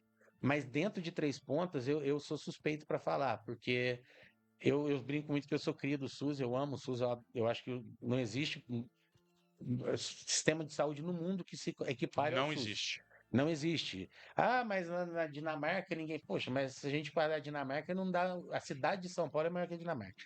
Então, maior do que alguns países europeus que muita gente usa como exemplo. Então, não dá Sim. para a gente comparar, não tem meios de comparação. Perfeito. Então, dentro dessa realidade, eu acho que a saúde pública de Três Pontas tem que melhorar muito. Mas a gente está caminhando e alinhando cada vez mais. Por exemplo, hoje a gente já tem protocolo junto com o pronto-socorro de encaminhamento do paciente das unidades, porque como não é mais da prefeitura, antigamente, como era tudo da prefeitura, um médico ligava para o outro, ligavam para mim, estou encaminhando, se eu não tivesse plantão, eu ligava para outro médico. Hoje é uma instituição diferente, então a gente tem um protocolo de encaminhamento, via sistema, via tudo prontinho. Por quê? Para o paciente que é grave, que às vezes você diagnostica uma gravidade maior lá no posto de saúde, ele vai entrar no Manchester já com uma indicação de passar na frente dos outros, porque ele está mais grave. Então, isso tudo a gente está alinhando juntos e para que a gente consiga crescer a cidade como um todo, a gente precisa entender que é importantíssimo ter um hospital muito equipado, é importante ter a UTI, mas se a gente não cuidar da atenção básica lá embaixo, a gente vai só encher o hospital lá em cima cada vez mais. Então a gente precisa, é o que a gente está tentando recuperar agora, é melhorar cada vez mais a atenção básica para a gente ser uma referência também na atenção básica, assim como a gente está procurando ser na atenção secundária. Ou seja, respeitar a escala da pirâmide como deve ser feita. Gente, que baita programa, estamos chegando ao final. Aquela última pergunta tradicional que eu adoro fazer sempre. Ter estado no Pod Café Podcast foi? Foi, antes de tudo, um prazer, que a gente demorou para a gente conseguir encaixar essa agenda. Foi uma honra, porque a gente sempre vê os programas, não vou mentir, a maioria eu assisto também gravado, porque na terça, geralmente, na terça é o meu plantão, geralmente durmo um pouco mais cedo, mas hoje tá perfeito, foi uma honra, foi ótimo, é muito bom esclarecer. Tivemos lembranças duras, mas que, mesmo sendo tristes, nos dão esperança de agradecer, de continuarmos aqui lutando e também de ter honrado quem não pudemos ajudar, né? Quem não pudemos salvar, quem não conseguimos de alguma forma ajudar, pode ter certeza que a gente tentou com todas as forças. E agradecer muito desde o começo, quando eu vim para cá, a gente se conheceu lá no pronto-socorro, acho que numa cólica de rins, num momento não muito agradável, mas ali que nasceu uma amizade muito legal e agradeço demais. Muito bom mesmo. Amém. Gente, imenso prazer e aquela síntese para fechar o programa de hoje falando com você. O que o Pod Café Podcast apresentou hoje? Algumas lições, alguns ensinamentos fantásticos para a gente levar para a nossa noite de hoje, para a nossa vida, para o nosso crescimento. O que é ser grande? Ser grande, Dr. Lucas mostrou para a gente, não é necessariamente o tamanho da roupa que você veste. É essencialmente aquilo que você faz com o seu propósito. Propósito é a palavra-chave. O nosso convidado de hoje, desde muito cedo, mostrou que ele tinha um propósito. Verás que o filho seu não foge à luta. Esse filho seu não necessariamente tem que ser um filho legítimo da terra. Um filho de adoção também, que valoriza a mãe terra, e quando ele consegue reverter isso em gratidão, fazendo muito por essa mãe terra, ele também se torna um filho legítimo. mesmo que através da proclamação de um título outorgado por uma Câmara Municipal. A gente aprendeu que um verdadeiro guerreiro, às vezes, ele tira 15 minutos não para tomar café, para escorar o corpo cansado e combalido numa parede, num banco, em algum lugar, porque ele enxerga que esses 15 minutos podem ser vitais para salvar o tempo restante de vida de tantas outras pessoas. A gente aprendeu que mais do que criticar, por exemplo, o pronto atendimento municipal, a gente deve exercer o direito como cidadão da saúde plena, mas deve procurar conhecer um pouquinho mais o que cada pessoa passa ali dentro, como as coisas funcionam e por que não é a 8ª maravilha do mundo. Acima de tudo, cada um dar a sua contribuição. E por fim, aprendemos que o paulistano, ele fala assim: "Ô, mano, me dá um pedaço disso aí." "Não, vou te dar não." "Ô, para de regular, você fica regulando isso aí." Isso é uma gíria que a gente falava lá em São Paulo, que eu falava. Eu já perdi o meu paulistês, agora eu sou mineiro de coração, mas eu digo que eu falo paulineiro, a mistura de paulista com mineiro. A gente entendeu que regular não é você ser mão de vaca, não é você não querer dar, não querer ofertar, não querer oferecer. É você dar a César o que é de César. Meritocracia, merecimento. Se você precisa, você terá. Isso é garantia de quem faz da profissão sagrada do jaleco branco, verde ou azul um grande propósito de vida. Lucas Herbert é essa pessoa, acima de tudo, um grande ser humano. Fica até em segundo plano o que ele é como médico. Isso é secundário, porque o ser humano é muito maior e, claro, que acaba jogando toda essa boa contaminação no ofício que ele escolheu. Semana que vem voltamos com mais uma edição do seu já tradicional Pô de Café Podcast. Que você tenha uma semana abençoada e, acima de tudo, muito proveitosa no campo da informação. Se informe bem, se informe melhor, se informe mais. Até segunda-feira, grande abraço, fiquem com Deus.